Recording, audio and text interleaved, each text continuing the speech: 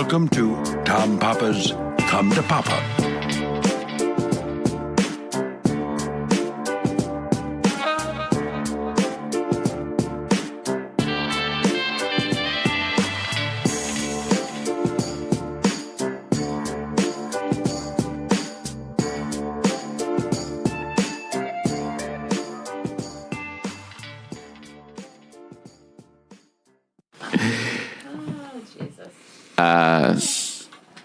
Whenever you guys are ready, you're recording. Hey, everybody. Welcome to another edition of Come to Papa, your favorite podcast among all the other podcasts broadcasting from New York City. We had a dog today. It was not Bella. Gizmo. It looked like a gremlin. An adorable little pug face. We are in Robert Kelly's studio here at the Comedy Cellar, where we had the big live Come to Papa last night. Yeah, that was great. You were fantastic, Tom. You were too. An amazing show. We had some good acts on it. We had Sam Morrell and Greer Barnes and Olivia Vessel. Rachel Feinstein came in and did a little guest set. Ryan Hamilton. The band was not... The band, we always do jokes, as you know from listening, that the band is too high to know where they are. And right. Band getting stone jokes. And last night they really were, because they did not show up. And then Elio Alves, our great piano player, came and running in. A woman who plays a stand-up bass, I don't even know her name, like got in her car and dragged that giant instrument from she's Brooklyn. The real hero. Yeah. That is like, imagine bringing that anywhere in New York. I know. It's like bringing a dead body somewhere. It's gigantic, and she does it, and she was great. It was nice to have it. It was a good vibe for the show. So anyway, the show was great. We had a good time last night, and you guys will get to hear it soon. We are going this Friday. Paul and I are leaving New York City after we do some shows here. We're going down to Millville, New Jersey at the Lavoie Theater for Friday night's show. One show down in South Jersey, which we normally never are. There's not a lot of joints down there. So we'll be down there doing a show on Friday, so tell your friends and loved ones. Saturday, I'll be in Minneapolis doing Live from Here, doing Out in America. That'll be great. Oh, and Dave Hill. Dave Hill was on the show last night, and he will be joining me on Live from Here for this Saturday. So tune into that, 6 o'clock East on your public radio dial. My sister's big show, I'm going home and then coming right back here next Thursday night, March 7th, at Ramapo College in New Jersey. You know, she has that amazing charity, City Green, that she is transforming city spaces with the power of gardening and farms and school programs. It's this amazing thing called City Green. You can see it at citygreen.org, citygreenNewJersey.org, something like that. Just to grow things in New Jersey, I think, is a huge... It's the Garden State, Paul. Oh, yeah, that is. The Sharp Theater at Ramapo College. It's the fundraiser we do every year. I am doing stand-up, me and Rachel Feinstein.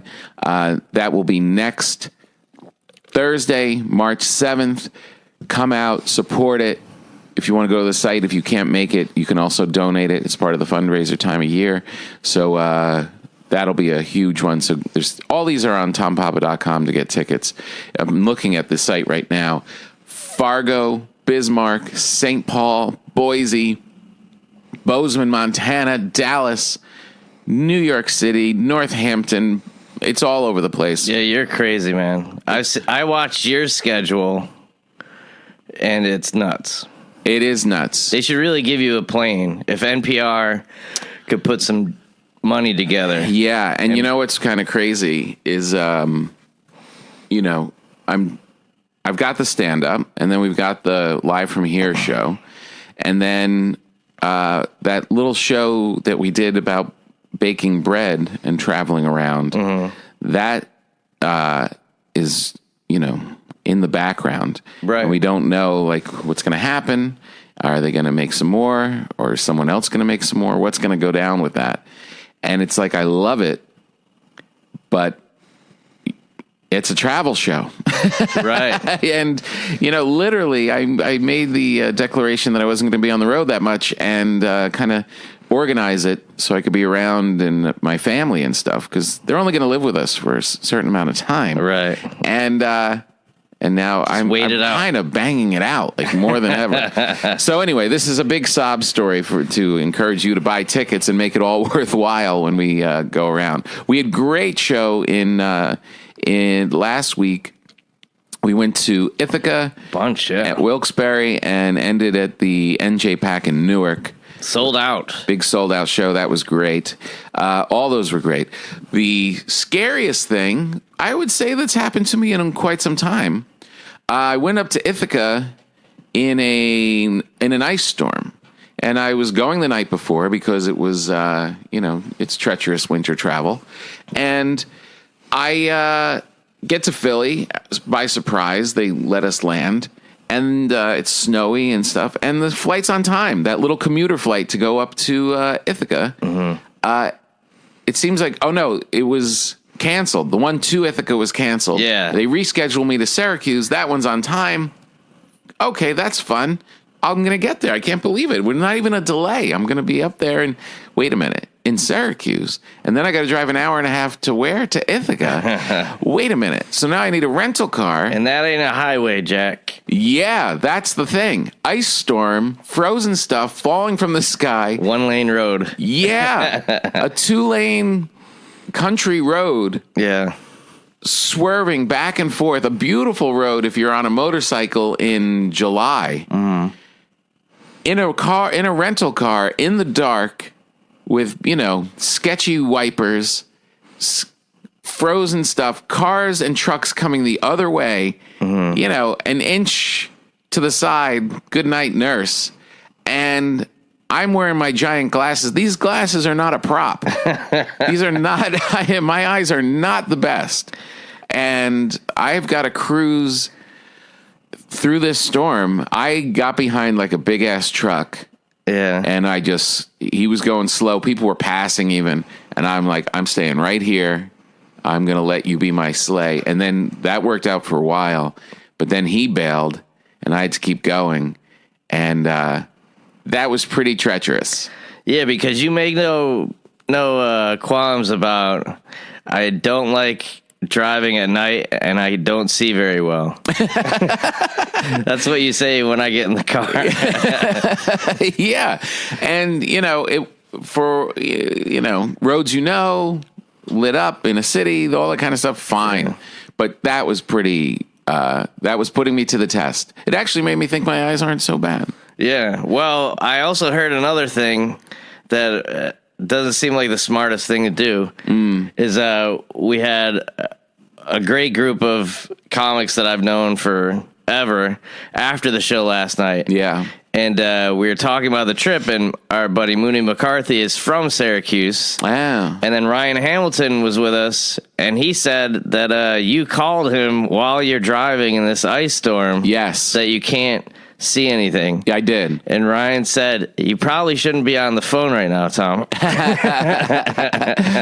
I wanted somebody to, if something happened to me, I wanted someone to know, to tell the authorities where to look. Of course, I had my AirPod in. I'm not taking my hand off the wheel. Right. And Ryan was in an awful gig in Columbus, Ohio the week before in a bad hotel, and I was trying to encourage him to get out of his bad situation. Mm-hmm. And I felt bad, like I didn't want him to feel like a loser. So I called him from the ice storm, and I said, just so you know, it's not like I'm gigging first class all the time. Yeah. I'm actually worse than you were last week right now. Yeah, I am of the people. I am in an ice storm, and I could be in big trouble, and but I survived. But it wasn't a joke. I mean, that was the night that the Syracuse basketball coach ended up tragically killing a pedestrian who got in an accident on one of the roads up there. Yeah. And, the car was in the middle of the road blocking the road. And, of course, as a driver, you kind of swerve. And that's where the people were waiting for help. So there was one moment when, like, you come through those little towns, there was a guy walking on the side of the road. Oh, my gosh. In black and, like, his winter garb. And it's just yeah. But anyway, the shows were great. Ithaca, very cool little town. We went to a great coffee shop, a great bookstore. Had a nice time. Cruised down to Wilkes-Barre. We had a great show there. That place, the Kirby Well, you Center. met my basketball coach. Met your basketball coach? The Ithaca game. Yeah. that was cool. Basketball He talked like an old coach. He does. They all have that voice, man. Yeah, that's right. Yep. Yeah, Paul was a good. Yeah, he had a good shot. He had a good shot. Yeah, he would just get down low. People couldn't get the ball from him, and he would just back his way in. It was pretty great. But that's that life. He had the two girls coaches with him, and you could tell they were probably just talking about basketball the whole time during the show. Yeah. They're just all in it. It's pretty great. And so that was cool. Then we saw. This was kind of a big deal. This is all up in Paul's neck of the woods. This is where Paul grew from the ground. God's country. What the town that you grew up in was Oswego? Owego. No S. Owego. All old Indian names up there because they had it first. And we met Paul's basketball coach from college. So you grew up there and then went to school near there, went to college near there. Well, that's what I don't understand because in New Jersey, what's far for like... Because, that's an hour and a half away from where I grew up. So that's like a world away.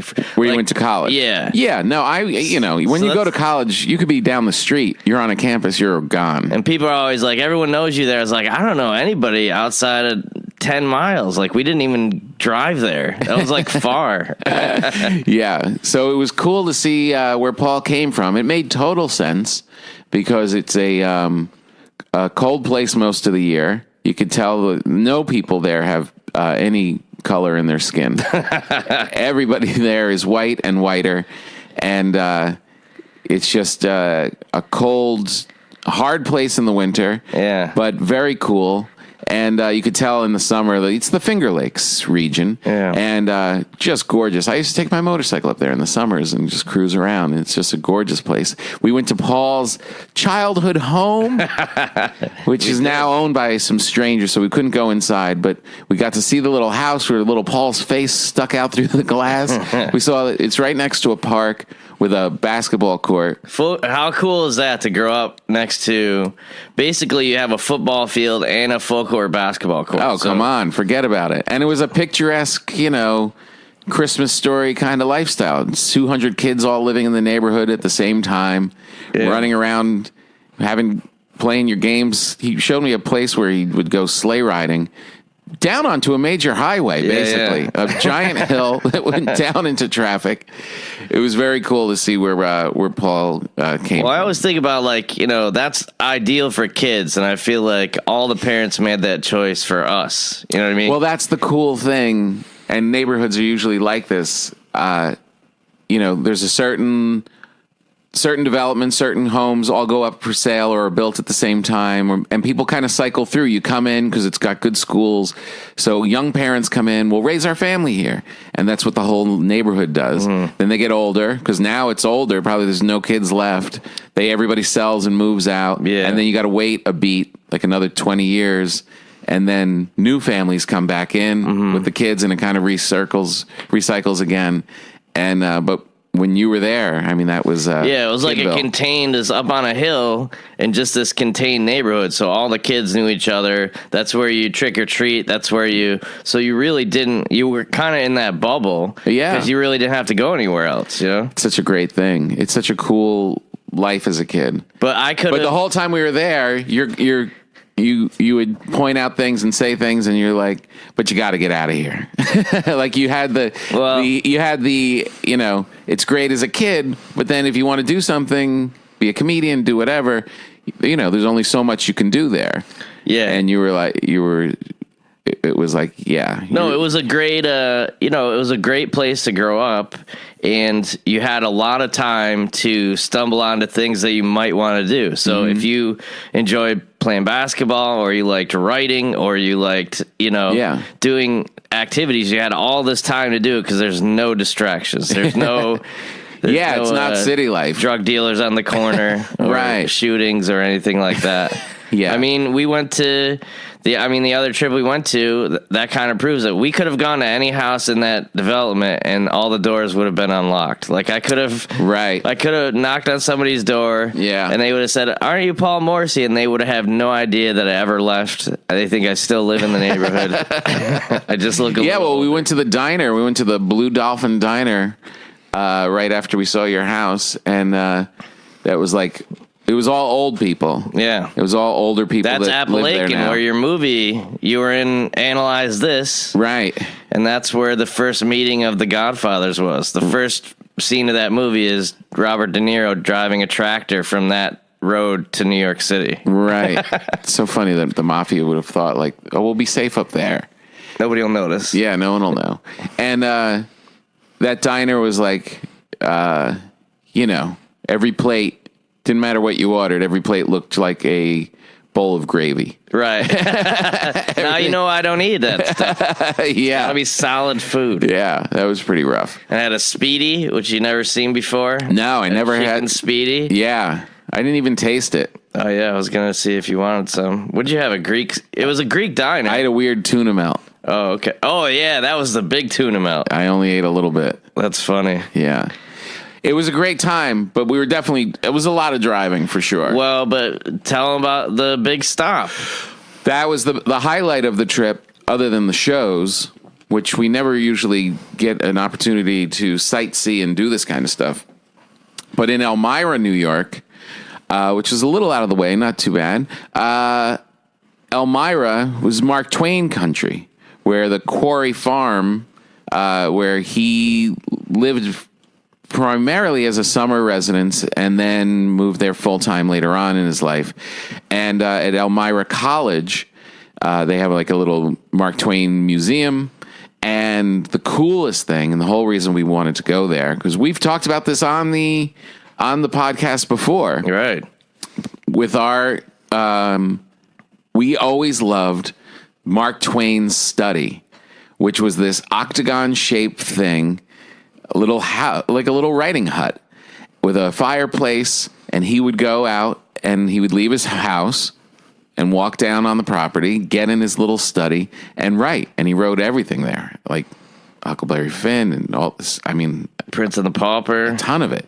And he would sit out there and smoke cigars, and that to us, living in my house with all the family that's around, was like, that would be so cool to have like my own little hut where you could go and smoke cigars and nobody write. bothers you. Oh, and then his wife built it for him. The sister-in-law. The sister-in-law built it for him. Who has a sister-in-law that does that for you? Yeah, and my sister-in-law doesn't do that.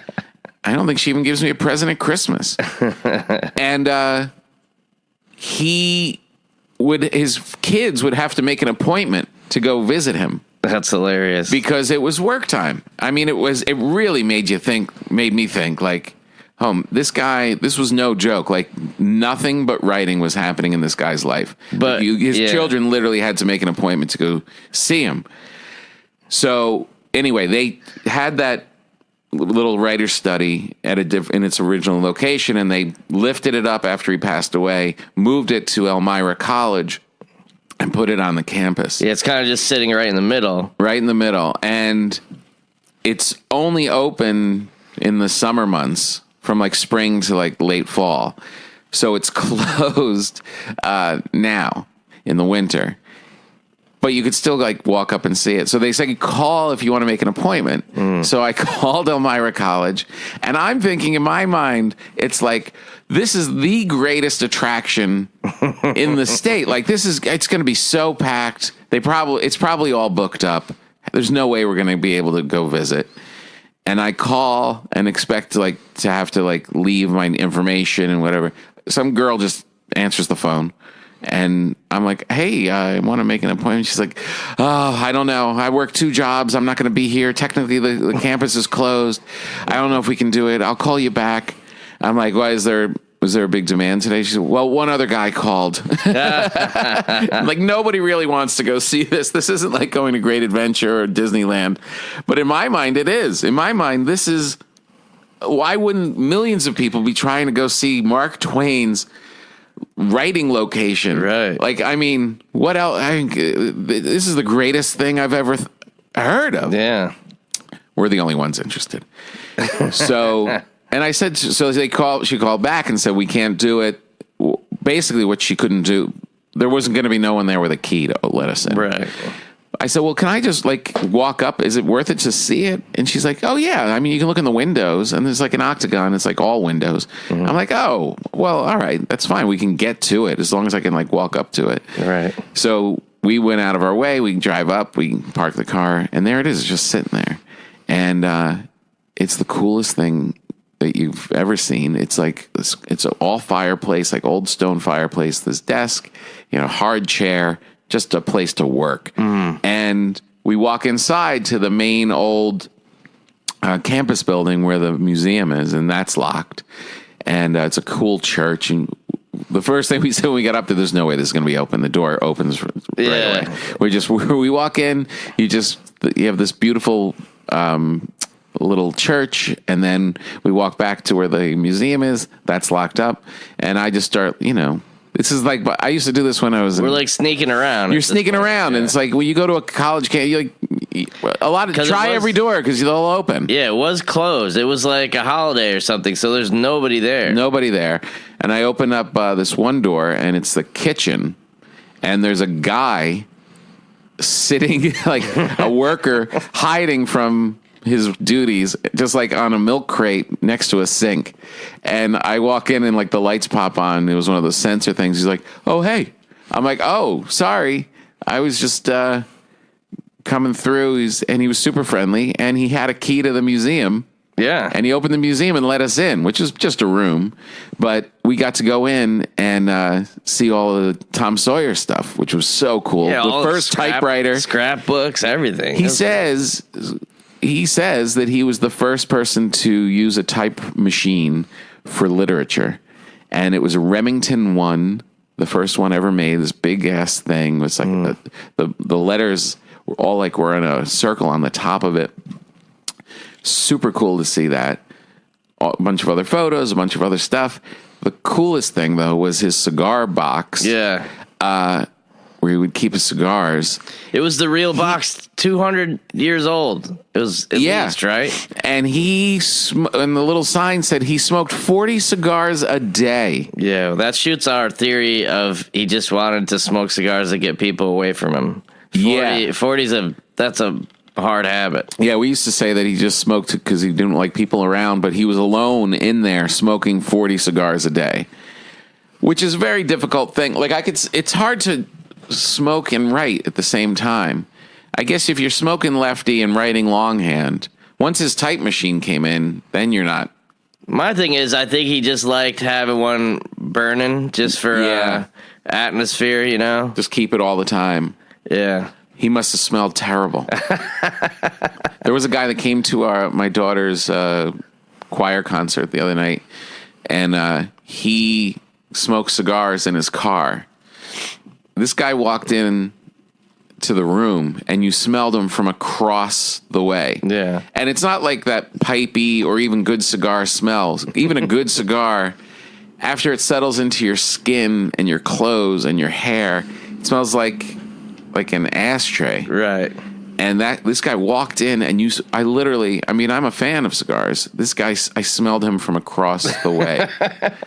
Really bad. So apparently, Tom, he has his own cigars, but we didn't see. I don't know. There might have been a store or something, but somebody, Ron Bennington, I was talking to. He said there is like a Mark Twain brand of cigars. Yeah. Well, he used to smoke cheap cigars. They were. I mean, I don't think they were even really that, expensive cigars back then. But he, I remember in his writing talking about like a $1 cigar or whatever it was. Made no difference. And it was like, just smoke the cheap stuff, and he just liked it. And I'm sure the tobacco was great back then anyway. I'm sure it was wonderful. Yeah. But such a cool thing just to be where he was and to see where he did all of that writing. Just, man, oh man. Yeah. It really, like, I had a day last week where it was actually Monday. Like, I've been back and forth so many times. I could have done this trip.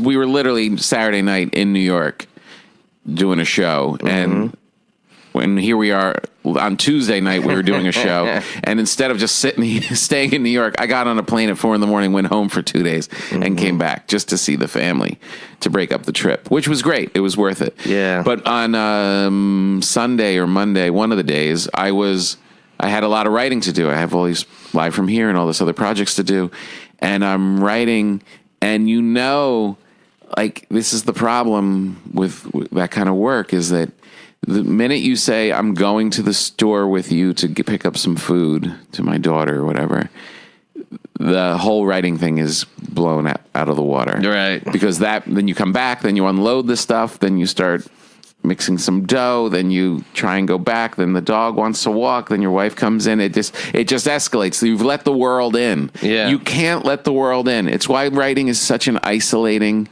thing. Yeah. And I felt it when I was writing the book, and I would read about writers who were saying that it's a solitary existence, and it really has to be. Like, you have to be alone, working on that stuff with your thoughts for hours. It's not a part-time thing. It's not a hobby. It's like you have to disassociate from the world while you're actually doing the writing. Yeah, when you're writing, you're not living, is what somebody said. Yeah. Dylan or something? Yeah, you really aren't. And then when you're done with the writing, you go out and live and fill up the well and then come back to it. But man, oh man. And it's a great thing. It is you're doing the work and you have a mission. It's like anything in life, anything that you do, whatever kind of job you have or some kind of hobby that you have, whatever you're really into, doing it is the joy. Right. It's not that the book comes out. It's not that your boss said, good job. It's doing the work and being in a groove of actually cranking it out, right? Doing a set, working out, playing basketball, being in the zone and feeling like this is what I'm supposed to be doing. It's like once you win the game, it's like, yeah, winning the game is good, but it's the feeling of actually doing the thing that makes you win that is the joy. Right. And writing is that way. It's like there is a real joy to it. It's the actual doing of the work, which sounds like isolating and solitary and drudgery, but it's not really. And now for the people who, I think it was Bill Murray was talking about the thing, that's that saying, if you can write, you must write. Uh-huh. And he's like, if you can do comedy, maybe you must do comedy, because there's so few people to do it. And it's like, what if the people who are comedians didn't want to do comedy anymore? What happens? Yeah. But it's just the doing. I think that's what life is about. It's the doing. Whatever it is that you do. Say you like making sticky buns. Say you say you like gardening. Whatever it is, we all need that thing. You all need to go to work on something. And it's almost like using the word work is kind of a mistake because it makes it seem hard, like heavy lifting. And it is in some regards, but it's joyous. Like you need something like that. Everybody does. I have a friend that is a man. He's a 50-year-old man who makes model airplanes. He gets kits and he has a whole desk. I mean, it's taken over his life. He has a whole desk. He's got all of his tools. He's got every little brush. He's got all his paints. He's got everything that he needs. I totally get it. Yeah. Like I look at the corner of his room, and for me, that's what my kitchen has become with the bread. Like in the corner of my kitchen, which I like to keep a very clean, minimalist kind of place. And where the bread section is the total opposite of that. There's things of flour There's baskets, there's bread cutters, there's bins, there's like all this stuff. It's, because I enjoy it. That's my work. I like it. Same thing with him with the model airplane thing. He's got all of that stuff. And it's taken over a whole part of his living room is like a little shop for him to go make planes. Well, it's kind of like, once you find that thing that you love doing, like even, let's say my mother loves running. Like she started running when she quit smoking. Right. And she's put more time into running than most people would put into their full-time job. Right. But she was also an oncology nurse. So she did this job that was helping other people. And then she still does the running because she loves to run. So I think that's like a little more like, at least, are you donating the model airplanes to like kids or a school? Or are you just putting them in your garage and well, the cool thing is, like, my wife needed a model car for somebody, like, as a gift, and he did it. Oh, okay, and cool. That's a great thing, right? Like he's just doing it and that's the other thing. Like, if you do something and it's kind of you're putting your heart, your passion into it, there's a love behind it.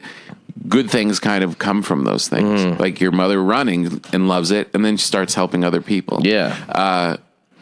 I bake the bread and start passing it out to all of our neighbors and our subscribers on Patreon.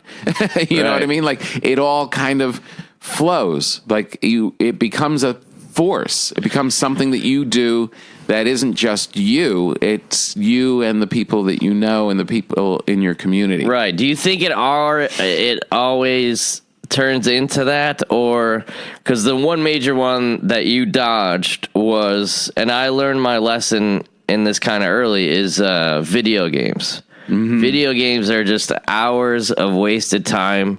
There's no productive thing that comes from it. It ruins people's lives. The New York Knicks, their coach might be banning Fortnite. I love that. Because they don't sleep.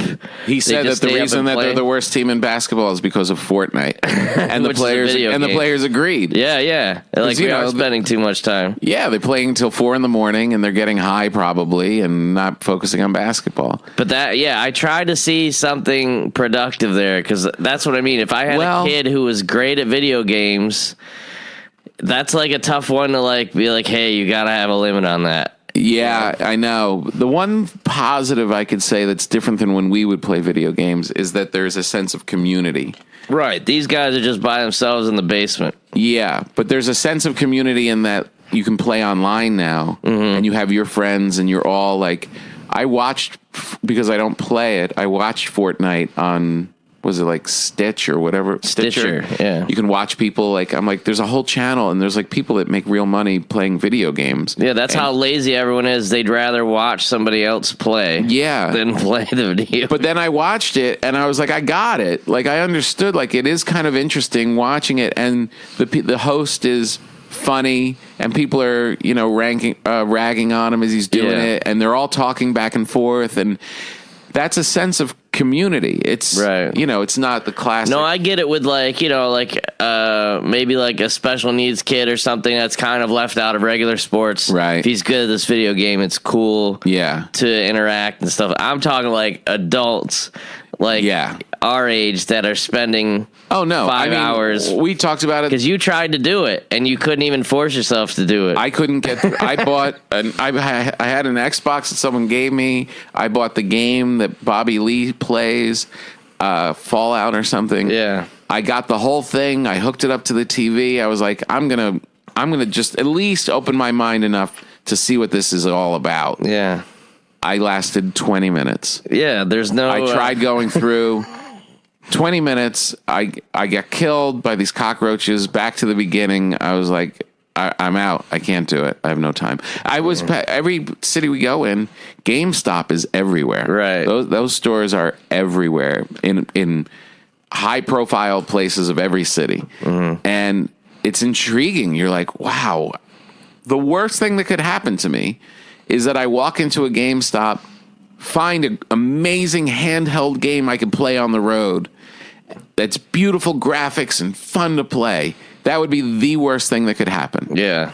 every single minute that you spend playing that game is not writing, is not taking care of all the other stuff in your life.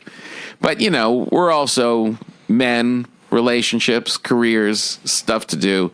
If I was, 16, Yeah. I'd be all over it. But even then, you gotta like go outside. It's like one of those things where like people play Angry Birds because it might even be like some kind of like stress release, a little bit of a distraction while you're waiting to do something else. Yeah. But those Fortnite games, you can't do it for even an hour. That's They're like a 3-hour thing. They're so addicting. That's the problem. It's crazy. I mean, look, it's entertainment, right? It's the same as binging shows on Netflix. You're passive. You're not creating the show. Right. You're not creating the game. You're a viewer, somewhat of a participant, but you are just watching someone else's thing. Right. You have the controller, you're doing the stuff, but not really. Yeah, that was our biggest thing. That's the problem that's the problem. Like you have to kind of use it in those doses. Yeah. You can't. That's why I don't even have time. I'm not even behind watching shows. I'm not even keyed into what I'm supposed to be watching anymore. Right. Because it's just, you can't talk about hours and hours of stuff that I don't have hours and hours to watch. It should be, you should enjoy it. It is good for you to mentally check out. It's good to see what other people are doing in the culture. The arts all of that stuff. Entertainment is valuable. But like the video games, the downloading, all of it, it can't be the thing. It has to be an added thing in your life in your productive life. Yeah. And before we move past it, I was going to equate the reason you love Mark Twain so much, and I know. Well, I'd be interested to see what you said. So I did more research on him. So basically, he's a writer until he was 58 or 59, made the most money of any writer in, I think, the world, just a country, but was broke because everything he did lost money. Yeah. And so he decided a way to make money was to do like a speaking tour. Right. He's really the first stand-up comedian. Right. So he does this whole tour, and I don't know if you read about... I watched this whole thing just about how he got his act together because he didn't read his books. That's a lot of people thought he just read his books. He didn't. He came up with 6 stories. He used 15 minutes was his thing. All these stories were 15 minutes. 6 15-minute stories, so it's a 90-minute show. He had 3 different 90-minute shows that he memorized for this tour. So that's what he would do. And they had like one joke was he's like for how much the guy charged me to ride the boat across the Sea of Galilee, I understand why Jesus wanted to walk on water or something like that. It was like one of those jokes. Yeah. Like that was like an example. It's like, well, that's a 130-year-old joke right there. Right. It's kind of funny. Yeah, right, exactly. So he just toured, and not just like easy to get to place like India, Africa. No, I know. Even within the States, like Ken Burns did a good documentary on him. That was the first time I learned that he was really a comedian. Yeah. And like we started this podcast talking about me driving through the ice storm. It was like a giant trunk of stuff, taking a steamship, getting on a train, getting caught in the snow, when we actually remarked about how easy it is to do our job, like the travel part of it. We went from Wilkes-Barre to Newark. Oh no, we were going to the gig in Wilkes-Barre. We drove down, got a hotel, changed. We were late because of the Tom Sawyer stuff. Went to the gig, found we're booking the hotel on our phone. We're making changes to our reservation. You get on the maps, find where the gig is. We're in a new town we've never been in before. The app takes us right there. We get to a parking meter. You use the app to pay the parking meter. You walk inside. I mean, all of these things that would have taken even 20 years ago would have been a big deal. We'd have to get a map. We'd have to call the guy. He'd have someone have to get us there. It's all so easy to flow through these cities and travel. And I mean, that aspect of our career is so easy to think of Mark Twain like slogging through. I think about that with the Marx Brothers. Trunks of stuff, all these guys taking trains, like 3 days to get to a gig. It's crazy. Well, that was that Laurel and Hardy movie. They were at like the train station. They were doing like their live shows in England. Mm-hmm. And they carried like the big trunk up the stairs, and somebody asked like what time it is, and he drops it, and it goes, just like crashes like every single step, 30 steps. Everyone's watching it, and then Hardy's like, "Do we really need that trunk?" It's like I would just travel with a hat if I was get to that point. It was a very cool thing. It was very cool to brush up against. And we both had the instinct, which was pretty funny. You go to Elmira, you could see the museum, you could see the thing, and the other thing is his grave. Mm. And we both, after seeing the museum and seeing how alive he was and seeing his workspace and absorbing all of it, both of us at the same time were like, I don't need to see the grave. Right. It's like we didn't want to, like, you wanted him alive. You didn't want to stop at that one. It was like the Hemingway thing when you went to Sun Valley. Did you see any of this stuff? Because his grave is there too. Yeah, but no, it's interesting. Like if you're just rolling into a place, I could see like wanting to visit a grave. I get that. People like leave cigars at Twain's grave and stuff like that. But it felt so alive when we were there that a cemetery is like the last place we wanted to visit. Yeah, it was inspiring because it was like not only because my thought was with you. So you basically, I would say, you've been a comedian for at least 20 years, right? And you would probably consider yourself a writer that whole time, but just in the last couple years, you've really bumped it up a notch. So you're kind of almost doing the reverse Mark Twain. So, but I'm wondering, I think that the reason, obviously he was the most successful writer and put all his time in, but I really wonder if he had more fun doing the tours and all that stuff at the end. Because he lived till he's 75. Yeah. And if you're broke at 58, and that's got to be pretty depressing, especially if you're as great a writer as he was, and then he gets to see the world and see all these people adoring him. Right. That must have been a kick in the pants a little bit. Yeah, he must have enjoyed it. He also lived pretty opulent. I mean, he had like mansion and like several homes, and like even when he was broke, it was like because he was going into debt and living a big life. I think it was like a gamble. Like I don't know if he did gamble. Yeah, but he seemed to be a guy who, if you hit him on the right day and you're like, hey, you got 10 grand for this, he would always invest in inventions. Yeah. Like they said the only thing that actually made money was he was kind of the guy who invented scrapbooking, because he would paste all those things. Like he had a paste strip on each page of his notebook so he could put all these, ticket stubs and different things.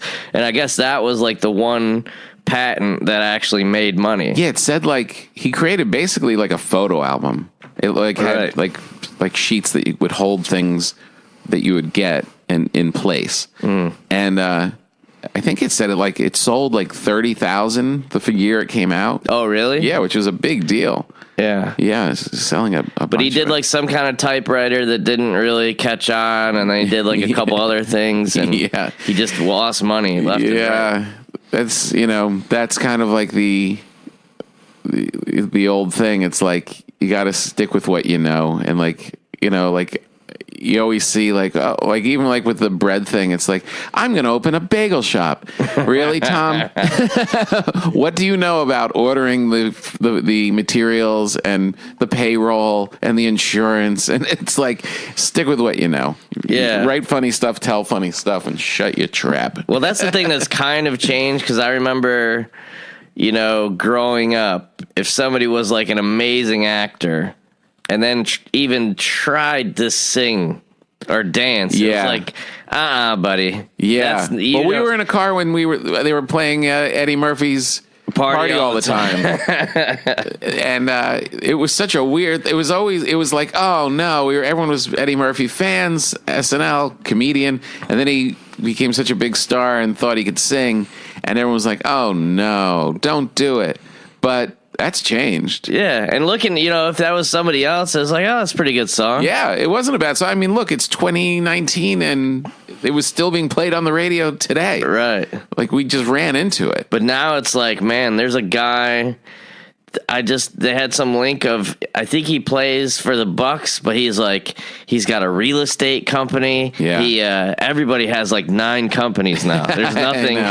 Yeah. Well, there's also that aspect of it when you get to be so big, when your name, you could just basically put your name on stuff. Right. And it's like, you put your name on all these things. You're not really running the company. Yeah, like the Kardashians thing kind of started the whole, like, let's do makeup, let's do clothes, let's do everything. With your brand. Right. Yeah, brand you need is your the big brand. Everybody needs a brand. I think I have a spot here tonight. I thought I had the night off, but I think I have a spot.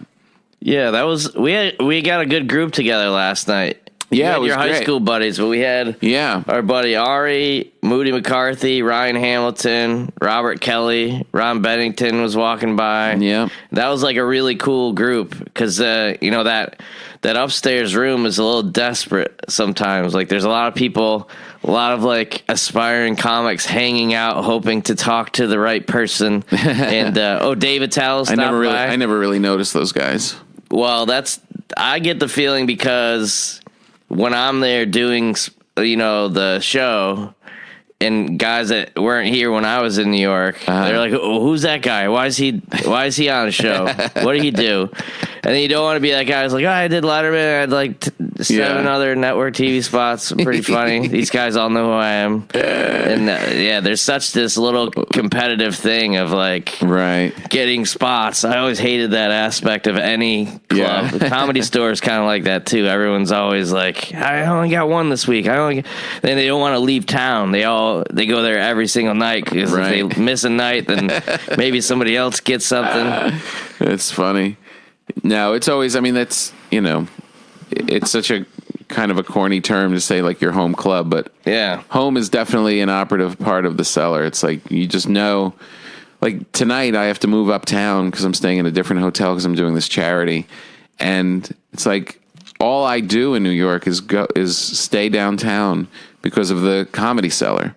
Right. I don't go out. I go do spots, and all my friends, even if I'm not working, just go to the cellar, and that's where your friends are. Yeah. It's like, I'm not going taking plays or going to the Upper East Side. It's just, no. I know it's kind of sad. How funny is it that we did, like, so you saw my hometown, you met 5 people I went to high school with, and my other buddy who was here last night, you met his mother and sister. Right.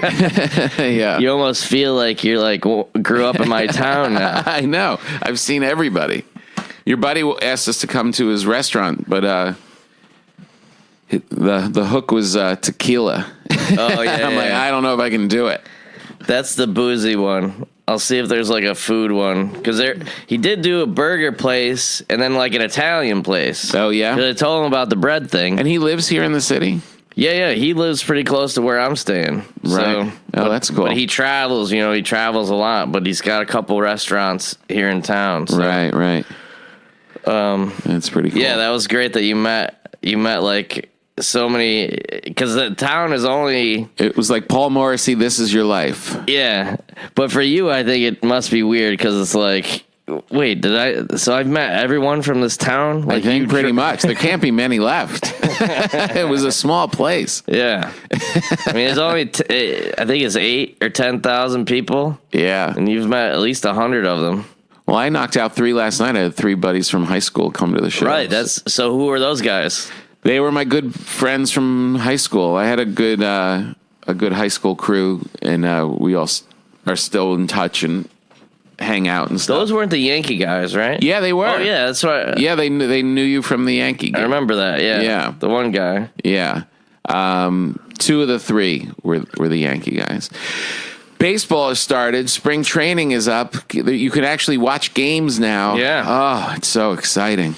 We'll be there in 2 weeks. Oh, man. We'll be there for at least 2 games, I think. You get to see spring training in the beautiful warmth of Florida. I'll be. That's right after we're going to be in Fargo, North Dakota. Right? Yeah. And Bismarck in the cold. I can't believe that there's actually baseball somewhere. Man, I went home and it was just about 70 degrees on Sunday. Oh, yeah? I left at 4:30 in the morning, got home, and it was so nice. I went for a run. I had the energy to but it was just, I just so excited to be outside in shorts with sunshine. Yeah. Oh my God. Well, what happened? 'Cause I thought Vegas got snow or something. Vegas got snow. Calabasas. Yeah, it all just raged through. We're still not out of the woods yet, but man, nothing compares to where I'm going on Saturday. Minneapolis. Who Nelly? I mean, I won't be outside much, but geez, Louise. Yeah, that's a lot of stuff is indoors there for a reason. Yeah, big time. All right, guys, we should wrap up because we have to go do more stuff, and we're in this studio that is not ours. This is the Robert Kelly podcast empire, I guess. Are they gonna have a bed that they roll in because he's got the broken ribs, or can he do? Oh, so funny. We have 2 friends that have injured themselves skiing in the last week. And it seems like skiing isn't a good, I know you don't ride motorcycles anymore. Is skiing going to be added to the list, Tom? There are certain, no, because I went to my buddy's place and he has this nice little ski area that he lives in, and I did some skiing there. You just have to know your limits. I don't mind skiing on a little bunny hill called, My Secret Pony. I think your limit was 7 years ago. It's so beautiful out there and soft and nice. And it's just kind of cruise along. You just can't be an idiot and say, I'm going to do something that's going to be high speed. And you got to know when to say no. No, but that's why the first time our one buddy got hurt was he was flying down the thing and crashed into somebody. Yeah. No, I know. I mean, you can't say you're not going to do anything. No, I just think that, from what I know as an adult, almost all emergency room stuff is always motorcycles. Mm-hmm. And every injury from people that I know just in comedy are always skiing accidents. The other big one is trampolines. Oh, really? Yeah.